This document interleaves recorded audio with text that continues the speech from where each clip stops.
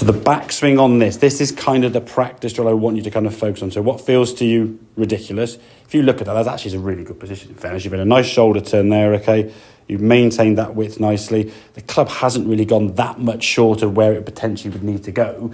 And it feels to you like your arms are somewhere down it, don't they, really? Yeah. So that's kind of the practice feeling. Again, more turn, less arms, and gets to sink back up. And then again, nice release of the goalpost, as a practice swing. Do it again at the top. That was a little bit shorter, I suppose, yeah? But you're still making that shoulder turn.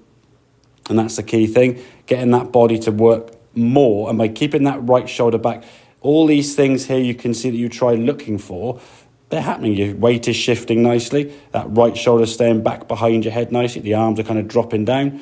Coming to a nice kind of release pattern here. Really good position there in terms of hands and arms and club. And then releasing through. Good swing. So the more you can encourage yourself, keep doing that. That's good. And then when we step to the golf ball, as we said, what felt to you this kind of, well, it's probably about there, so I want it, okay? What feels to you this shorter movement when you go back? You turn your shoulders really nicely. Look at the arms. Oh, I'm going to give more than that, don't I? There you go.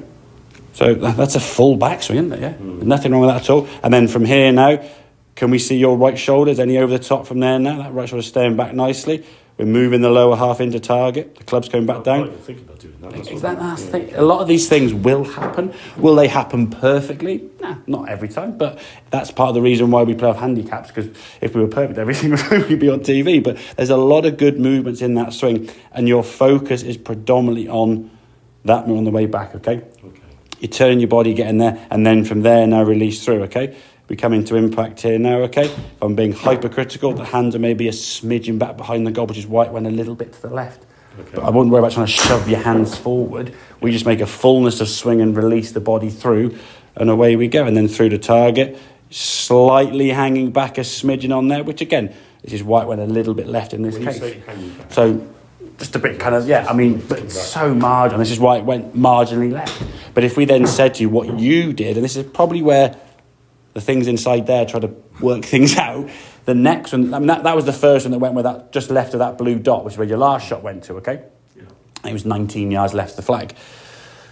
The next one, then you say, oh, I need to, and again, you possibly didn't even do it consciously, yeah? It was almost like an unconscious reaction. You go, did I do this too much, whatever? And then you try to not go left, and you just held on to the club for days, held the face wide open, and you blocked it 39 yards right at target. So for me, it's about every single shot you've got to think, right, I'm working on the arm length in terms of how far they are going and more of a body turn. So more body, less arms, and then just focus on keep hitting the ball to your target, yeah?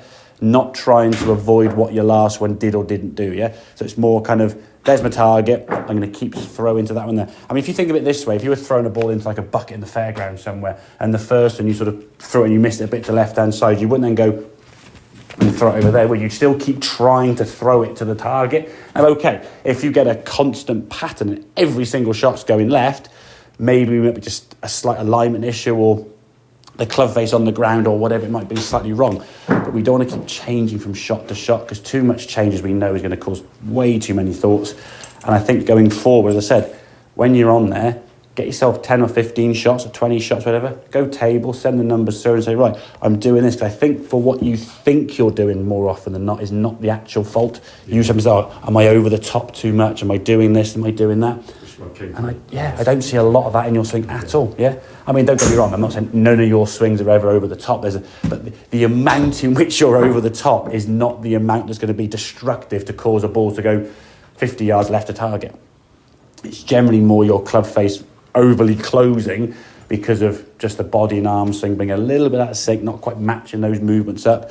And then if you try and do those shorter, chippy swings, and we saw that on the sort of 10-ball challenge, the first few swings were kind of like these sort of short movements, no turn at all, and the shots then did start spraying quite a bit, yeah? So if the body gets a bit lazy, or the body gets fatigued, or the body doesn't want to move because we're a bit, posture's a bit hunched or whatever, all these things can cause the body to move less. And then if your body's not turning fully, yeah, now you've got to try and match up things.